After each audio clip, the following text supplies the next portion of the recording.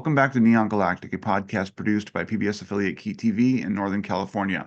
I'm your host, James Falk. Thanks for joining us.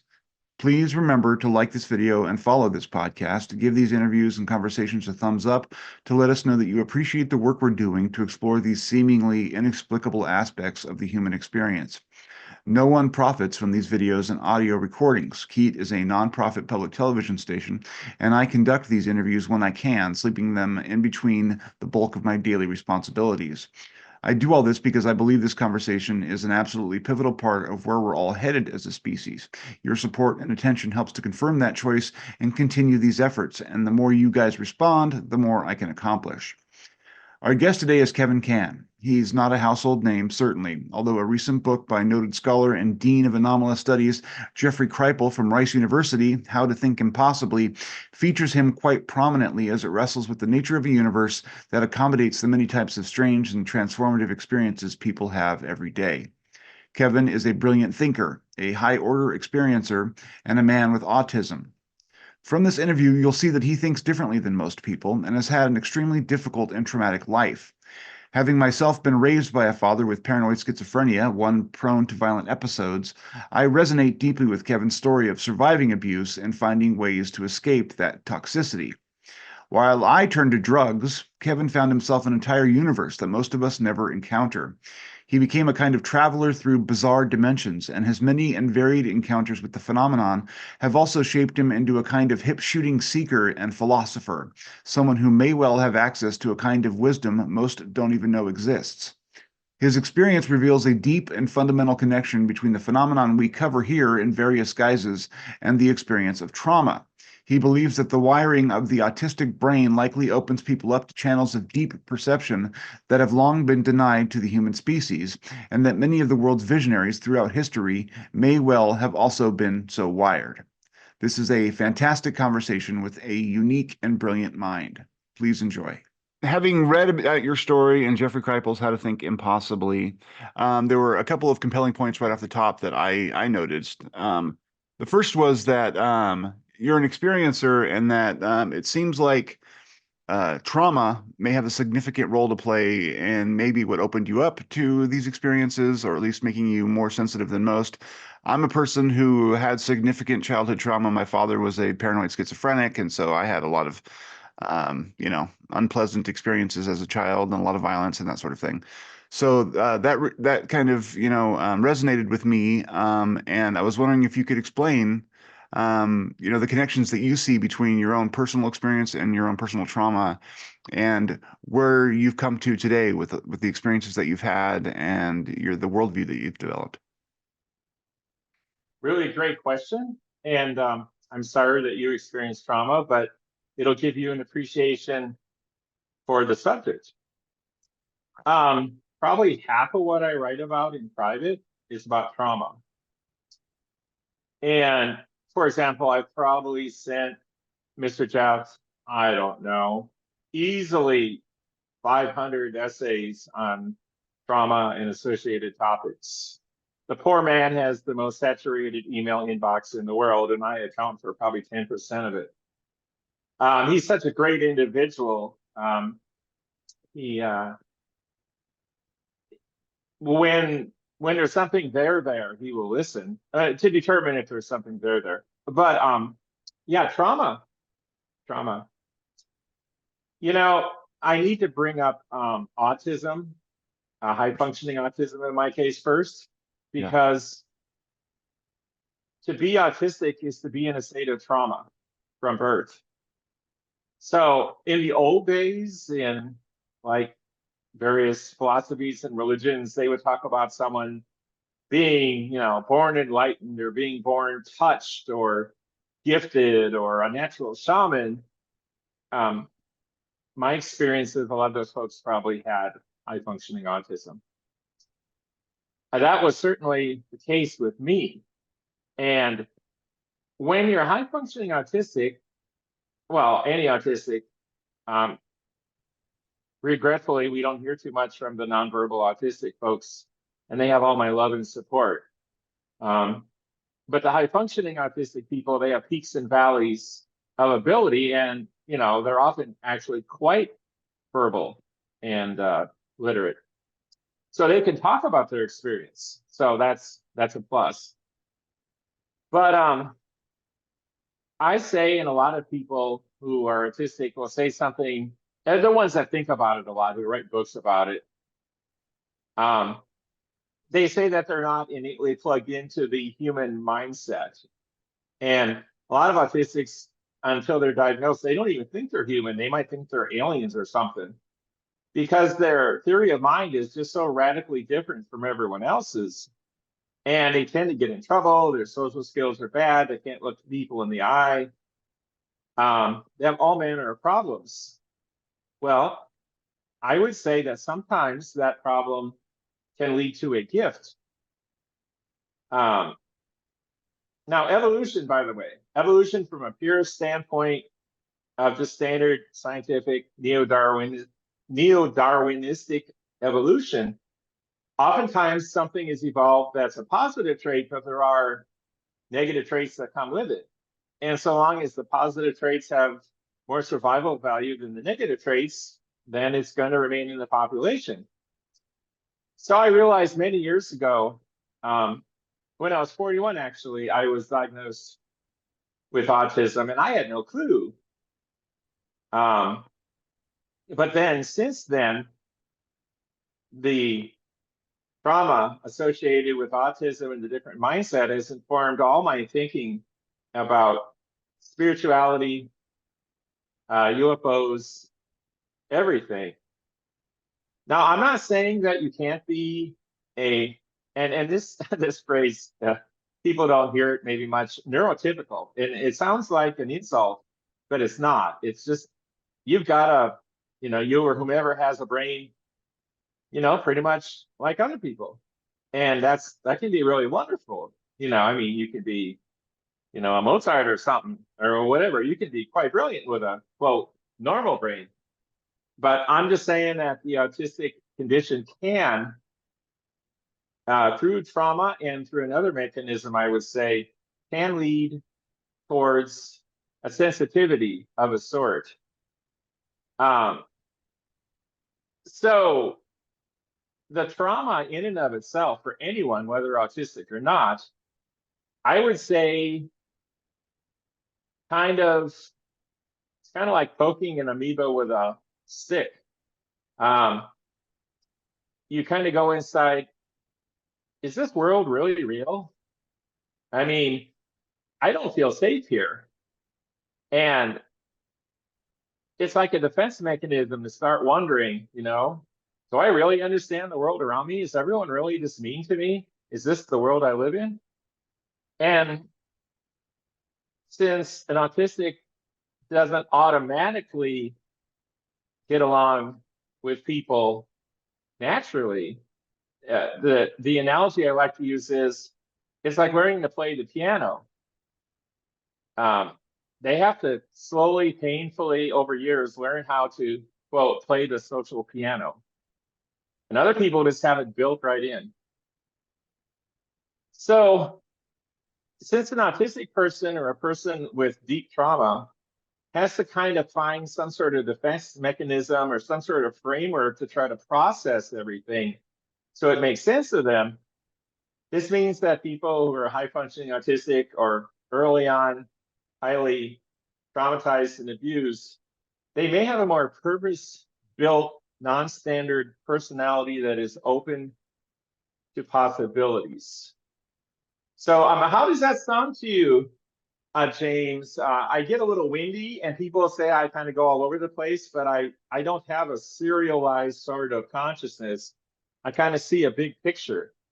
So you may think I'm kind of wandering all over, but I think I brought it all home, didn't I? You absolutely did. And I was just listening along. I mean, if you have more on that point, I'm happy to hear it. I mean, I guess from I think I'm neurotypical. I haven't been diagnosed with anything. I did have early trauma, like I mentioned, but I guess a big question I would ask is that from an experiential point of view, and maybe you can explain this, because if you're inside one kind of consciousness, you may not be able to understand what the other kind of consciousness is like. But how would you say it's different, so that people can maybe understand a little bit about like how that affects people who are autistic, and later on the sensitivities that might come along with that? All right. Well, I would like to evoke a little more science, or Sure. maybe it's pseudoscience. I know that the pure science folks, and oh, by the way, like in the book, I was a nuclear engineer for 7 years, so I know a lot of science in just a lot of fields.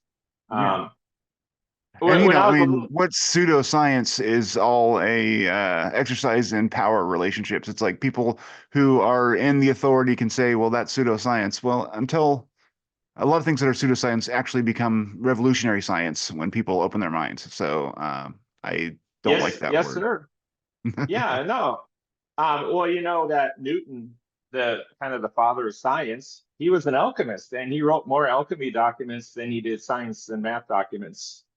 Leibniz, the co-creator of calculus, he's usually not mentioned, but he was every bit as much the co-creator. He did kind of shamanistic rituals. And these are the people that are worshipped by modern scientism, the worship science. And the inconvenient parts of their minds and accomplishments are always, hidden under the table. It's not convenient. So, gosh, now I got myself a little bit off track here. What was your Yeah. question again, sir? Yeah, basically, if you could describe a little bit about how the experience of someone with autism is different than a neurotypical person, Ah, and how that might lead into experiences. And then you said you'd like to maybe get into the science of it. So, yes, yes, yes. So there's a gentleman, I'm sure you've heard of him, Ian McGilchrist. Really yes, brilliant absolutely. guy. Yeah. And so anything, Master and Commander, whatever his book was, he's written a number of them. And there's another book, um, Stroke of Insight, by a neurologist who talks about her unique experience. But from a purely scientific standpoint, um, I would say that a lot of autistic people have a closer relationship to certain elements of the right brain hemisphere than our culture usually supports. Ah. For example, when I was little, I was left-handed, and my parents said they would beat me unless I switched to the right hand because the left hand is the devil's hand, they said. So that tells you what our culture for hundreds of years has thought of the creative, most beautiful, splendid part of the human mind, which is not the conscious, rational mind of the intellect. It can do some good work. It can do some amazing work. It can cure disease. It's amazing, and I will never denigrate science ever. I just say we should have an open mind. And in fact, in the model that I developed, which is mentioned very briefly in the book, Platonic Surrealism. Yeah, I was going to ask you about that, but yeah, go ahead. Yeah, Platonic Surrealism talks about at least three different brains. Of course, left and right brain hemisphere. They do different functions. They collaborate with each other somewhat over the corpus callosum, the thick band of fibers between them. But interestingly, the corpus callosum often stops communication between the hemispheres. The human ego doesn't want to give control to the scary, wild, fully alive right hemisphere.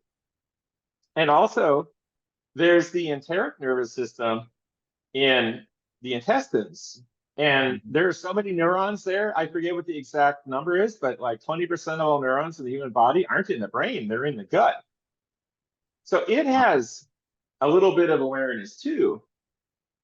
Um, so the real goal of someone who wants to be a mystical sort of person and to expand their comprehension and awareness, you would need to get all three of those brains working together nicely. And that's really a lot of what happens with meditation and mystical techniques. And so to take it back around and actually answer your question. Love it, man. This is fantastic. Oh, thank you, sir. So when I was a little kid, um, matter of the world around me was transparent for long periods of time. Now scientists might go, oh, your parietal lobe is not, working right or whatever, the part of the brain that centers you in the world. That's one way to look at it. Platonic Surrealism recommends that a number of stories for the same set of perceptions and facts. Know the regular scientific story because, hey, it might be right or partially right or right in a certain set of circumstances. For example, Newtonian gravity works 99% of the time, but it doesn't work for certain applications like for satellites. So then you need Einsteinian general relativity. So you see, something can be, quote, right and useful and still be wrong. And so I view a lot of the stuff that people like me come up with is probably wrong. It's kind of a new facility, right? It's a new kind of evolution or a new way to use existing structures. And it's never worked very well. But some people are better at it than others, and maybe if we understand it better, it can be useful. Yeah. But it's certainly worth talking about these things. And I'm getting off the track again, but I'll circle around. You see. So I believe you. There are people like the guy who saw the benzene ring. He had it in a dream, and I can't speak for Einstein, though most people think he was probably autistic. He certainly had a different kind of brain. There was a guy that had his brain in a jar in his trunk for years. The story of Einstein's brain is pretty interesting. But he obviously could visualize better than anyone else in a different way. And then he went and got help to do the math. People don't, that's usually not in the public eye. They want to turn him into a superhero who didn't have any help. But he went off and got, I guess, Riemann mathematics, various kinds of help with the math. And he put it all together. I mean, obviously, world-class genius. So what I'm saying is, there's room, even in reductionist scientific monologues, that try to hide all these things that are right in our face. Even for that scenario, I'd like to see it more accepted that inspired thoughts from the right brain hemisphere be honored. Just examine this. Well, is there something to this, or is this more of this creative malarkey? Because the right brain hemisphere does spew out a lot of malarkey too.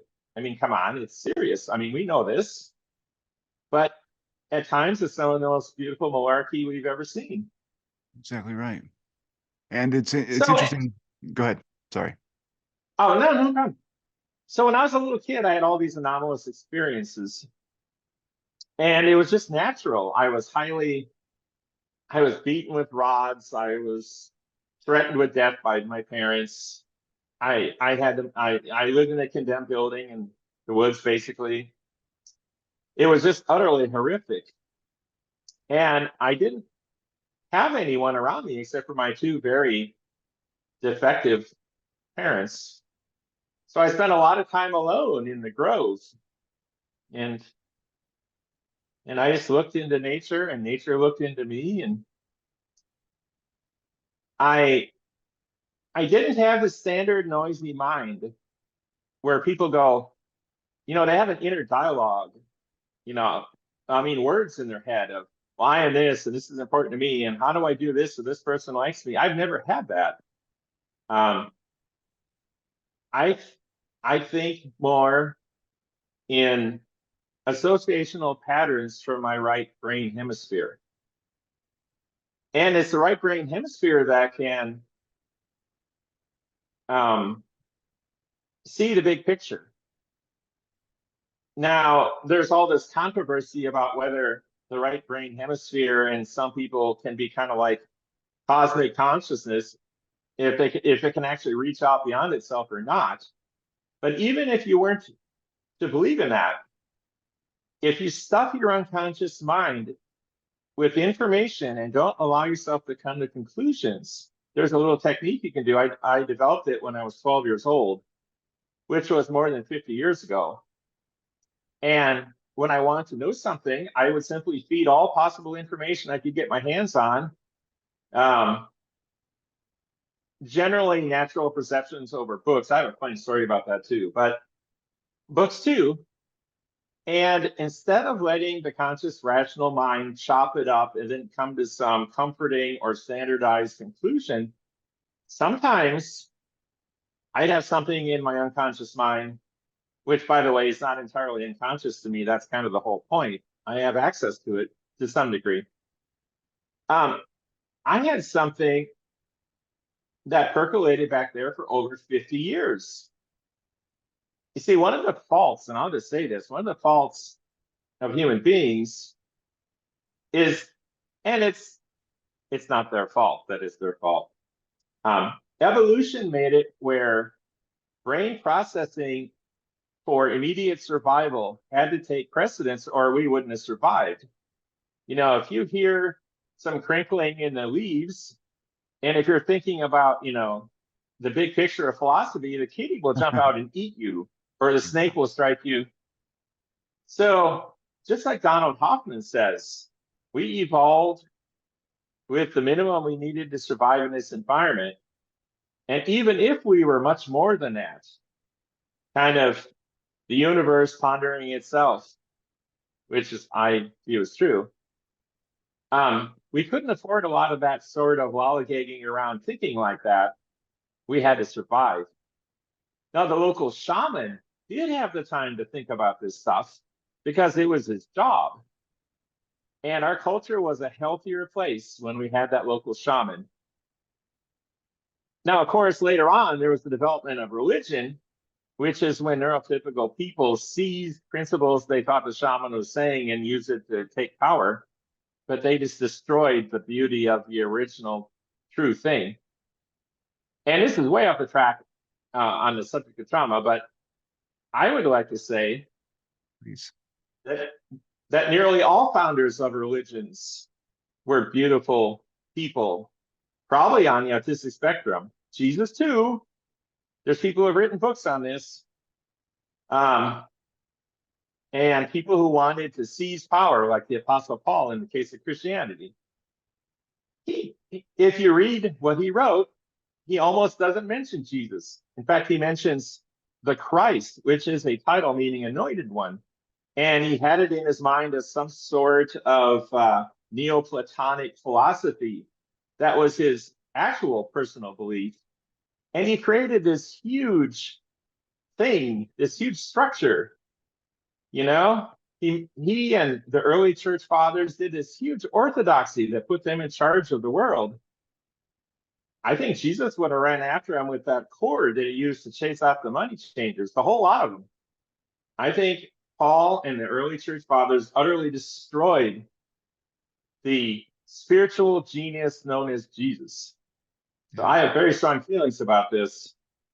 And you know, the spiritual Jesus never wrote anything down. And, you know, followers of Christianity would say, well, the Holy Spirit inspired these other men. Well, I'm not going to speak about that, but it was Jesus who could hear things, could sense things. And he's the one that in a perfect world, you know, if he'd been literate, people are shocked, but typically Masons, and that's what the word, there's a word that means either Mason or carpenter. And there weren't any trees around Nazareth, so he was likely actually a Mason. So you see, Christianity just gets its own history, just tragically wrong time after time. He was the special one. I won't deny it a bit. And then the neurotypical shanghaied the whole thing. And, you know, now we've got all these. Control people. Yeah, they did. Can I ask, you mentioned that when you were a kid that you could see through a matter. Yeah. And can you talk a little bit about what what you mean by that, and how you sort of began to have anomalous experiences, or even just recognize that they were anomalous, that they were something that wasn't happening to other people. Well, you see, I never viewed them as anomalous when I was by myself, and I didn't talk about it much with other people because, you know, I pretty much only saw my two parents who hated me. Now, the reason they hated me, of course, is in Minnesota in the 1960s. They didn't know what an autistic kid was. They knew that you were supposed to go to church and just believe whatever they told you, that you were supposed to worship your father like a god and try to take after him. If he was a truck driver, you should be a truck driver, that sort of thing. And there was no concept that a kid could have any value, in and of himself. So they just didn't know what to do with me. So I had to process that trauma by thinking about it that way. I mean, I suppose my parents did the best they could with what they had, but they didn't have anything. They were living in that condemned building with me too. So just how it is, it's as I say in the book, it's part of the template, it's part of the movie. So now, but when you said that you could see through things, what did you mean by that? How do you mean? Okay. Well, everything was just light, Mhm. and everything was associational patterns. Okay. Uh, I suppose kind of like the movie The Matrix, except it wasn't computer code. Well, now mind you, it could be a different kind of computer code, but Yeah, it right. wasn't like in the Yeah. in the main. Yeah. So I got a lot of things to say about AI, by the way, in the future and where things are going and all this stuff. But yeah, for long periods of time, it was kind of hard for me to walk because I didn't believe anything was solid because it didn't look solid. Um, Now that wasn't helpful from an evolutionary and socialization standpoint. I mean, I could go hours that way sometimes. And actually, as a matter of fact, I had that same experience again about 15 years ago. It suddenly came back, and I was trying to drive back from an appointment, and I no longer could see matter. It was very hard to keep a car on the road when there was no car and there was no road. It was very difficult.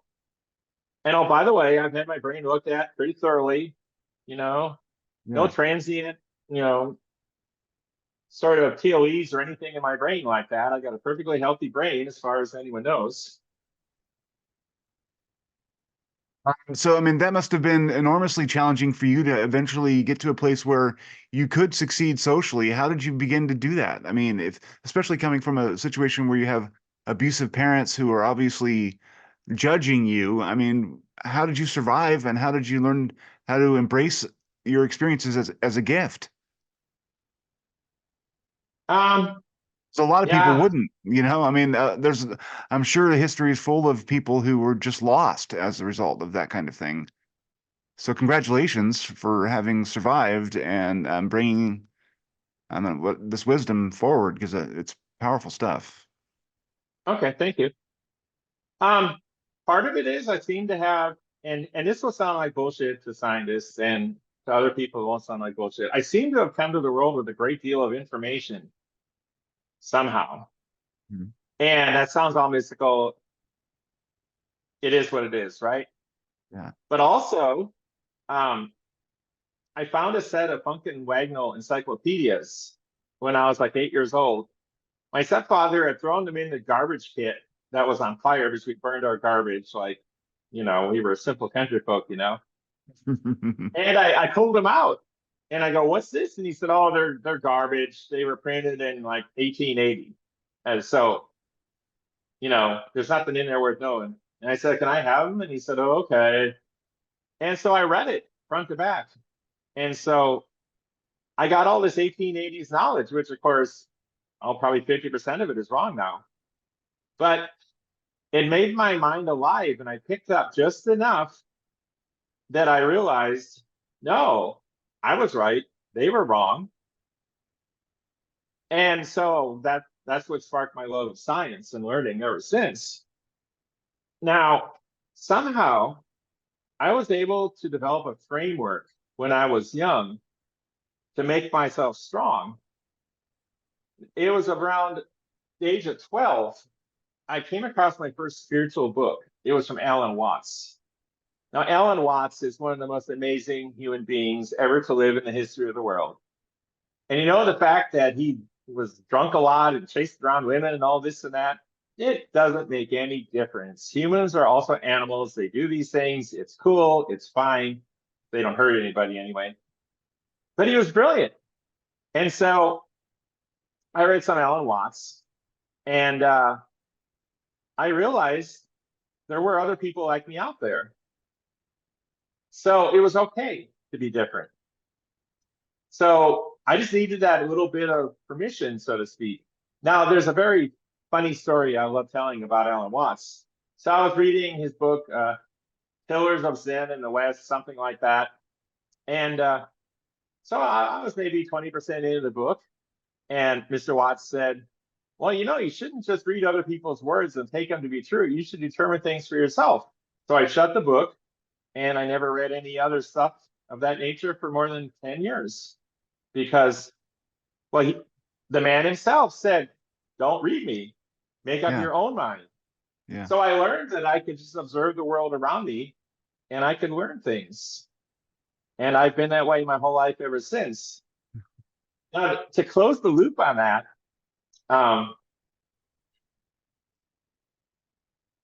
I did finally, when I met Jeff, and he came out to the house, he's just a wonderful man. I did take his advice on something, that I should start reading other people. Even if I already knew the material, that I should read other people so then I could reference that person. Mm-hmm.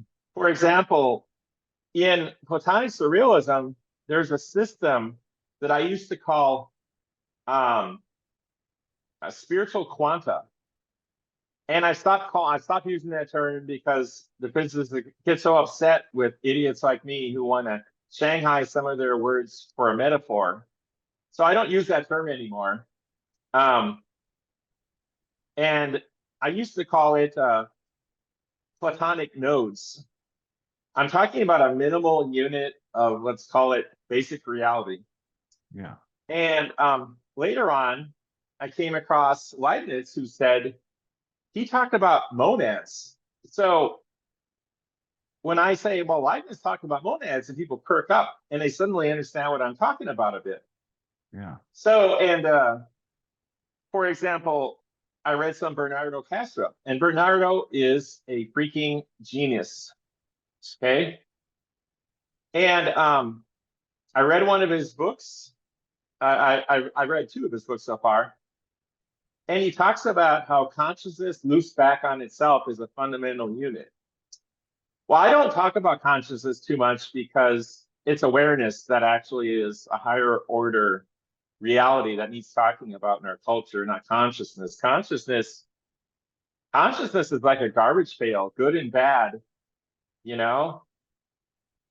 So I'm just using these as examples that now that I've read, I've read pretty much all of Jeff's books, and I've read a couple of Bernardo's, and I read one from Ian McGilchrist. I really did need to read books so that I could speak in words familiar to other people, instead of just trying to like draw reality on a piece of paper and show it to them. Yeah. Which I can do. Yeah. But it's good to have those comparative words. Yeah. And the other people have read those books, so you can show them, well, that piece of this and this piece of that together makes kind of what your worldview is. And I really want to know what reality is. So can you explain for us what Platonic Surrealism is and how it functions in your view? Great. Yeah, it's one of my favorite topics. Bet. Yeah. I like to say that I remembered it.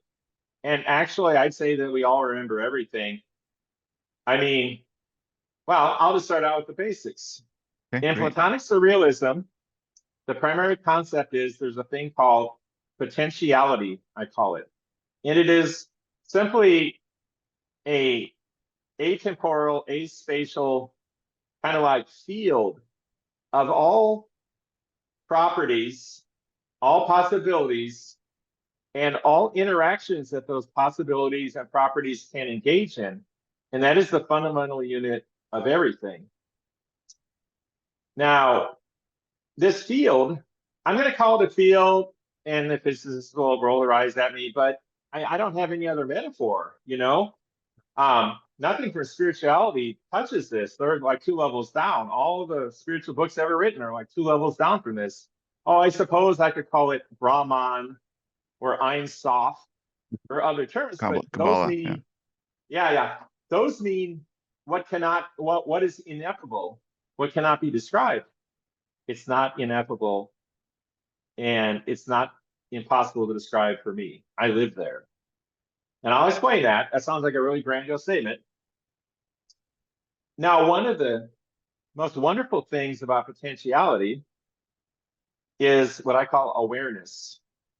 Awareness is simply the capacity to organize structure into patterns and feedback that you have done so. It's the most elementary level that an amoeba has, even, supposedly. I'm not so good at getting in the mind of an amoeba. I have once, I think. But so I usually talk about potentiality and awareness in the same breath. Awareness is almost a second level reality compared to potentiality, but it is such a fundamental set of capability to be internally consistent and self-organizing. Now, that doesn't have to exist within potentiality. There's parts of potentiality that may not have that. I kind of doubt it, though. I think that's kind of as close to a universal as potentiality itself. So the key concept of Platonic Surrealism is not that matter is dominant, or energy, or space, or time, and neither is mind or consciousness. They're not dominant either. So I always go back and forth with people who are in love with this new paradigm of consciousness. And it's kind of a nitpick, okay? Because if you were to, someone could say, well, this awareness you're talking about, isn't it just a form of really rarefied consciousness, kind of like Buddhic thought, from the pure lands of Buddhism or something like that? And I could go, well, that's a metaphor for it. But you see, the problem with consciousness is that, from what I've observed, consciousness is several levels below awareness, because for consciousness to exist, you need kind of a pattern or structure, like a universe or a human brain, and then awareness shines through it. People talk about the filter hypothesis, that the brain doesn't generate consciousness, it simply mediates it. And I would say that's correct.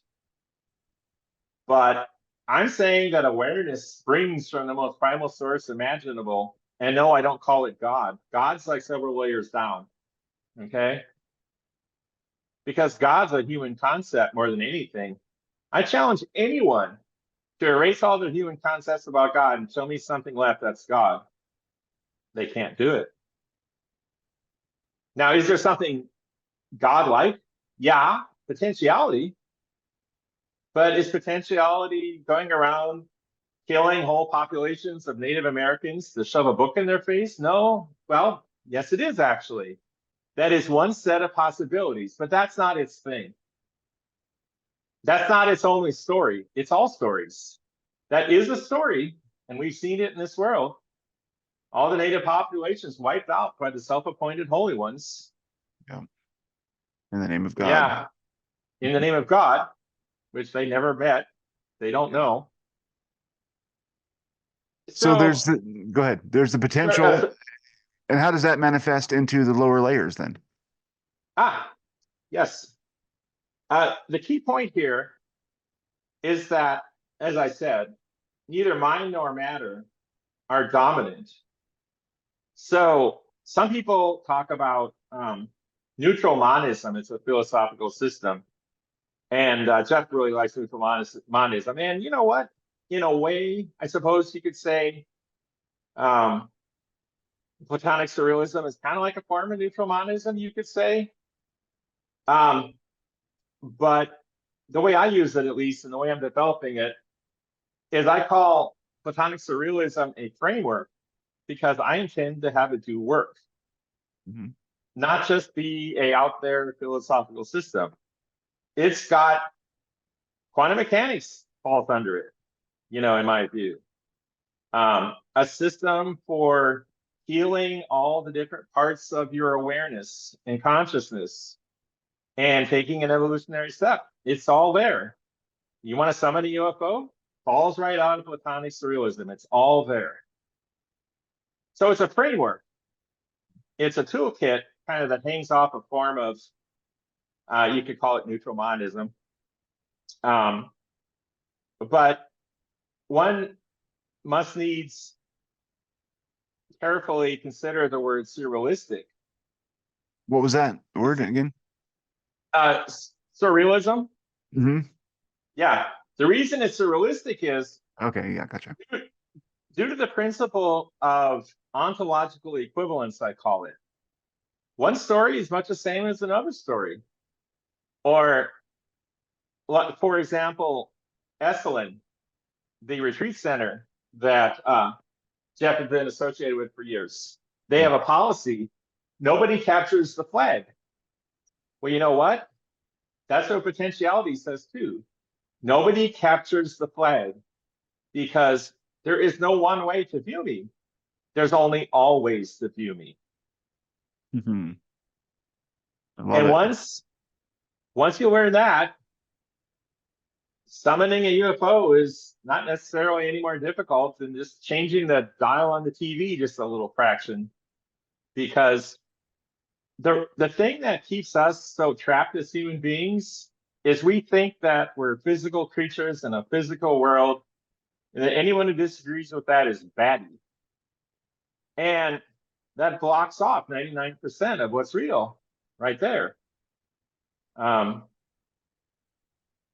So the biggest block to anything anomalous in your life is that you've got a framework in your head that was beat into you as a child when the last bit of joy, fun, purity, and imagination and invisible friends and all this and all that was finally beaten out of you by culture, your parents, and programming. Well, what you can do is you can take Platonic Surrealism and you can make it your framework and replace what society gave you with it. Now, that's what I did. I'm not claiming that this is appropriate for everyone. And I would say that people with genuine mental illness, it wouldn't help them. And I'll really go out on a plank here from the boat. I don't entirely disagree with folks like, there's a gentleman, Scott Carney. He writes about the dangers of spiritual experience. And I read his book. And there were people who were so-called Kundalini masters. Kundalini is kind of the gold standard. If you claim you know it, then, I mean, the old lore about Kundalini said it makes you into a god. That's how it was marketed. So, people start cults and they say, oh, they're Kundalini masters, and they get up on some padded chair and they tell everyone that there's scum compared to them, they're enlightened, and then they make a fool of themselves and they die out in the desert or whatever.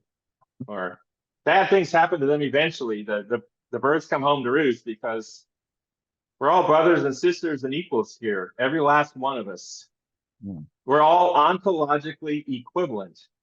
So you see, Platonic Surrealism is a big safety blanket. And if you practice it, the parts of it that can be practiced, it protects you from thinking you're some all-fired, superior being compared to everyone else. And it just doesn't work that way. Can I ask a question real quick? Is it basically like each person is allowed to envision their own truth in a way and their own path to what is at bedrock reality? Is that kind of what when you say surrealism, like each person has the ability kind of to create their own vision of what the divine or the essence is? That's true. It's a little more complicated than that. Okay. Not much more complicated. Um, Now, Platonic Surrealism also recognizes that while we're all storytellers and all our stories are important to us at least, and we all must be allowed to make mistakes and learn from our mistakes. And some people want to spend their whole lives being like Munchausen syndrome by proxy or whatever. They want it. They want all this negative, awful stuff. And the universe, so to speak, wants to experience that, apparently, because guess what? They're experiencing it. We're part of the universe. We're cooked out from stars, over billions of years. So it's all allowed. Now, a lot of what humans do is really nasty. And there's this thing where religions say, well, you're a sinner, which means, you're going to be punished by God. Because humans can only think in simple terms far too often anyway, of praise and condemnation and this sort of thing. So they build those kind of behaviors into their God figure. And it's just so utterly harmful. The imagination can become the imaginal, like you read in the book. It can cross over. The left hemisphere ego can learn, and this is another concept in Platonic Surrealism. It can learn to coordinate with let's call it a right hemisphere ego. It has a sense of self. Trust me, I'm in contact with it right now. I've been always in contact with it. And, the sense of self of the little brain in the stomach, so to speak, it's got a little sense of self too. And actually, it's a big part of the folks who can summon orbs and UFOs. They use that part of their body. We can talk about that sometime. Yeah, no, that sounds fascinating too. But Platonic Surrealism, you see, I developed it by remembering it, and I used it to stabilize myself and to rescue myself from all the trauma I was experiencing through all these experiences. Because A, to me, it all seemed true and obvious, and B, it was a big safety blanket. So you see, what people do, and this is to use a Freudian term, there's the id, the ego, and the superego. The id is the nasty stuff, the primal urges, and which, by the way, is associated with a nerve bundle around the stomach. There's the ego, typically, which means of course, left hemisphere ego. And then there's the superego, which is the societal programming and religious programming. Well, I never had any societal or religious programming as a child. So I was hurting a lot because I didn't have this, you see. 1/3 of who I'm supposed to be as a human being was missing. I didn't have that higher programming. So that's why I created it for myself and installed it. And I did a form of that when I was 12 years old. It was much less refined than Platonic Surrealism, but that's what let me become strong. And there weren't nothing in the world that could move me 1 inch if I didn't want it. I could be abused. I could be killed. Wouldn't have moved me. I was a mountain. When you mentioned the trauma of all the experiences that you were having, can you give us some examples of what kind of things that you were experiencing? I mean, the book talks about the UFO experience, I guess, in your backyard. Maybe you could go over that, and then some of the others that you've had that were traumatic. Actually, I want to dive back to the last really big concept from Platonic Surrealism, if you don't mind. No, absolutely. Please, whatever you want. Okay. So awareness is my superpower. It's all our superpower, because what we do with our awareness makes us who we are. Now, I got to tell you a little bit about Little Red Wagon Theory from the book.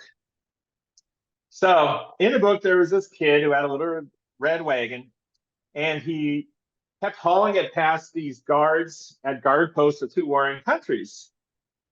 And they were just certain he was trying to, like hide weapons or something and bring them across the border. And they'd stop him and search his wagon. And one day it had straw, and one day it had bricks and this and that. And they were just convinced that he was trying to smuggle something past them. And on the final day that before he never came back again, he was up on a hill and he called down to them and he said, you know, you guards, you were right. I was smuggling something past you. And they go, what? Little red wagons. Now, I didn't create that story. Someone did in some book somewhere, and I've been looking for years. I don't know who did it. I want to give them proper respect for the story. It's such a great story. But you see, here's the lesson from that. Awareness is the superpower, not what awareness perceives. And that's what keeps you stable. You know, I think, therefore I am, you know, like the Descartes joke. I love the Descartes joke. So Descartes goes into a bar and he knocks back a couple, etc. And a donkey comes in, walks in, and orders a drink and knocks back a couple. And so Descartes gets to arguing with the donkey. And he goes, you know, angrily in response to the donkey, he goes, well, I think not. And he disappears. I love that joke. That's good. So the point here is that everything that any mystic, any spiritual, any religious person, anything that they have ever perceived, and then they try to sell a bunch of BS to everyone, you know, their vision. They try to sell their vision as the only truth. Well, what they're doing is they're trying to sell the contents of the wagon. While the real miracle is awareness.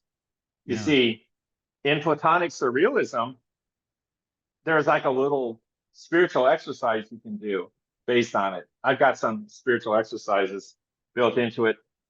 There's a famous phrase in Hinduism, and in Sanskrit, I always butcher Sanskrit.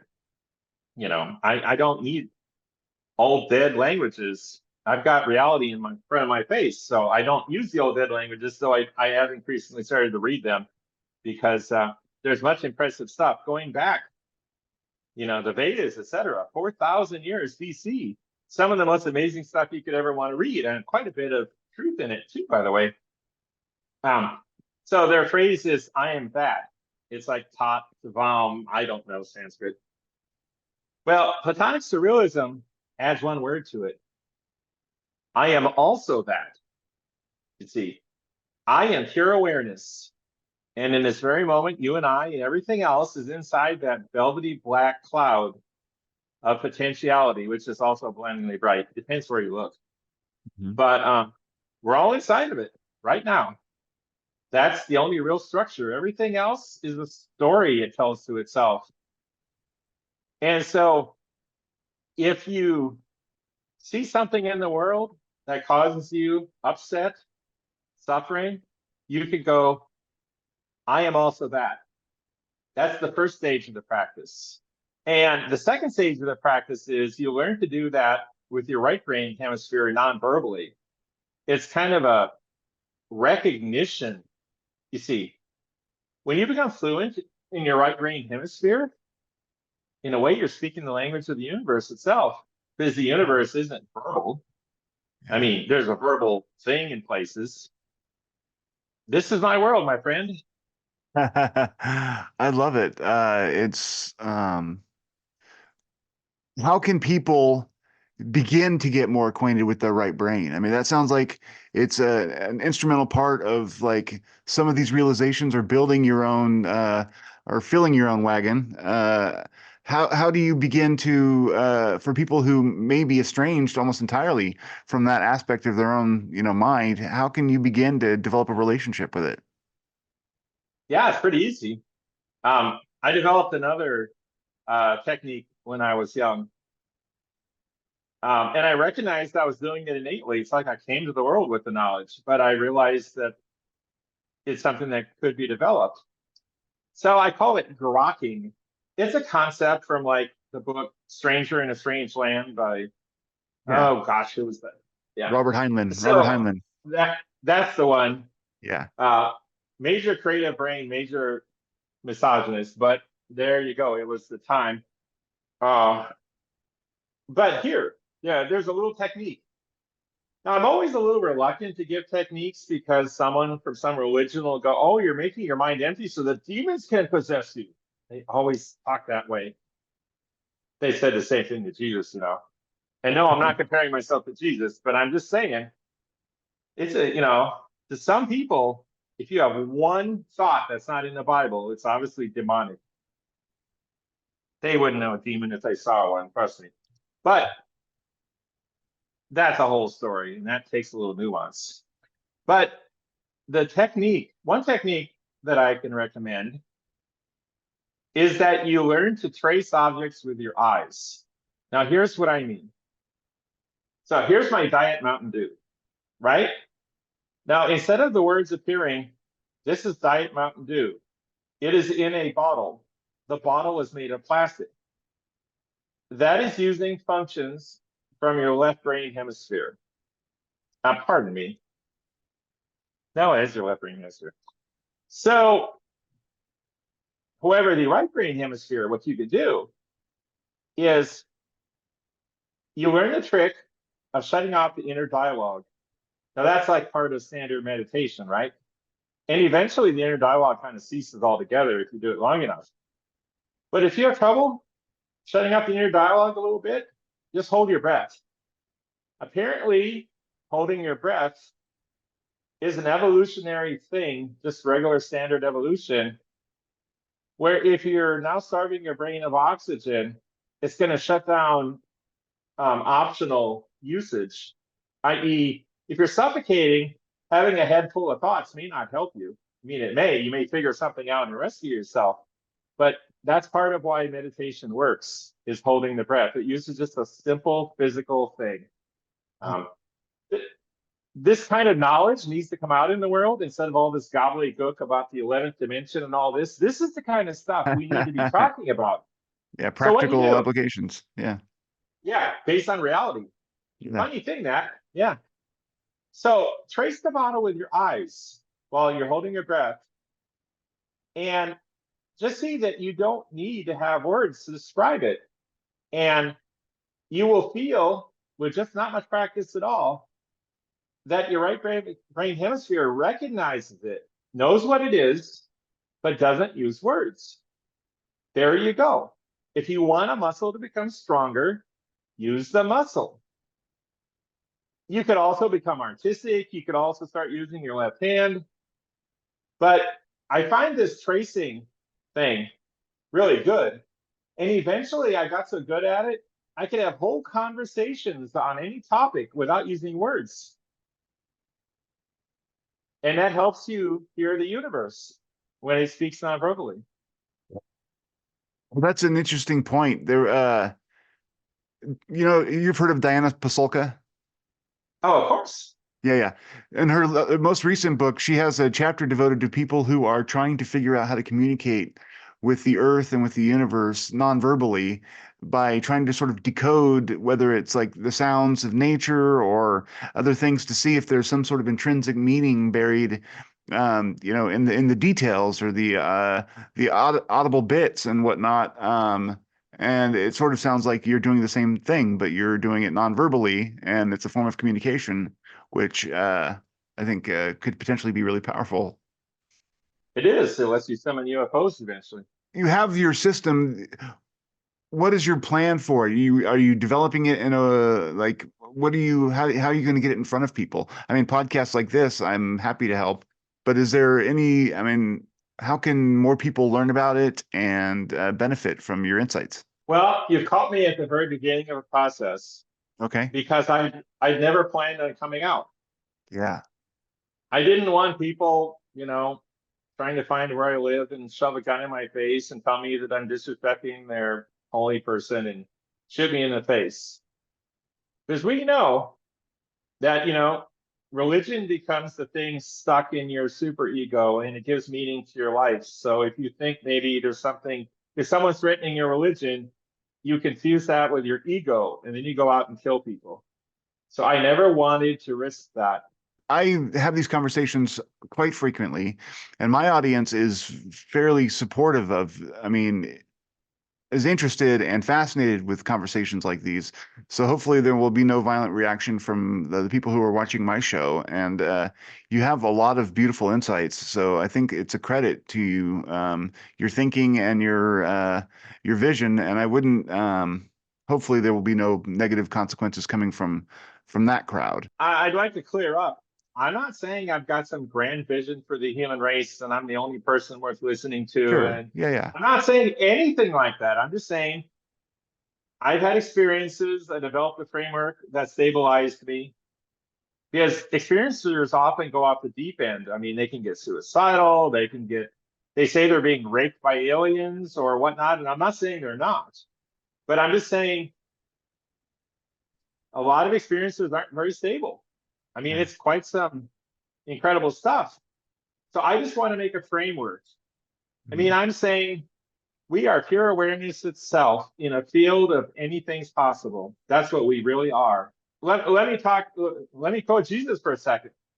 Jesus said, the kingdom of heaven is within you. Now, did he say, the kingdom of heaven is within you? If you listen to the apostle Paul, who shanghaied my simple words, and then you have to say a magical spell about accepting the Holy Spirit or whatever the magic spell of the day is to become a Christian. No, he didn't say that. He said, the kingdom of heaven is within you right now. And when the Yeah. thief was on the cross next to him, he said, remember me in your kingdom. And Jesus said, no, you'll be there today. He didn't say, if you accept all these complex theological concepts and make a little magical spell. He didn't say that. See, all that stuff was later, and it wasn't what he wanted. Yeah. And I will speak for him, so to speak. I mean, everybody else does. I get a shot at it too. One question I wanted to ask you real quick is that you mentioned demons, and I don't necessarily want to go into that direction, although you can if you want. But the idea that there are entities out there that are not human, that have an awareness and possibly a form of consciousness that may be, sort of coming from some other place or some other realm, either the imaginal realm or not. I mean, what are those real, or are those like sort of? I mean, what do you think about that? It's basic black letter Platonic Surrealism. Okay. And the reason I can say that is many years ago, I got summoned by some Muslim mediums and they stuck me into a gin jar. Yeah. So what I learned from that experience, that's only happened once in my life. Okay. But what I learned from that experience is this. We are somebody else's demons elsewhere, and we can be summoned too. So there you go.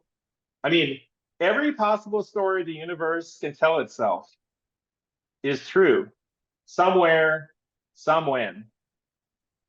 And all those other worlds are curious about us, just like we're curious about them. So we're demons too, for someone else. I mean, Does that look at go? us. We raise like 1 billion cattle and we slaughter them and eat them. Now we're certainly demons to them. We're Absolutely. destroying this world in the most Yeah. demonic way possible, if you want to characterize it that way. Yeah. So due to ontological equivalence, I was just going to say that. I was all going to say, is beings that a principle everywhere. that? Yeah, it is. It's an Yeah. example of it. Yeah. All We beings are everywhere somebody are else's equal. demons. Yeah. Yeah, we are somebody else's demons. And I I like making fun of religion because people kill in its name. So the only thing you can do is laugh. Everybody is going to someone's hell. It's ontological equivalence. I mean, if another person, some Seventh-day Adventists, or they might think the Catholics are going to hell because they got it all wrong, right? So everybody is going to someone else's hell. I'm not saying in reality, but they might wish it. So that's also ontological equivalence. So let's stop sending people to hell, folks. Come on now. God doesn't do that. Yeah. I mean, unless you want to call this world hell, which there's a fair case for that right now. That's for But sure. that's like an hour conversation about our current status here. Yeah. Well, I appreciate it. I mean, that's about the time I have, but I'd love to talk to you again. I mean, we're all conceiving of our own spiritual journeys, and in that way, like Jeff talks about, the imagination is the mechanism for us to kind of get to the transcendent. And by having these conversations, we shape our own journeys. And I like how you say, ontologically equivalent. So my path and my journey is just as important and just as real as anybody else's, and it's okay to conceive of that and give yourself that permission. That's a beautiful thing. And the more I have these conversations, the more I find that um, it's a liberating kind of permission.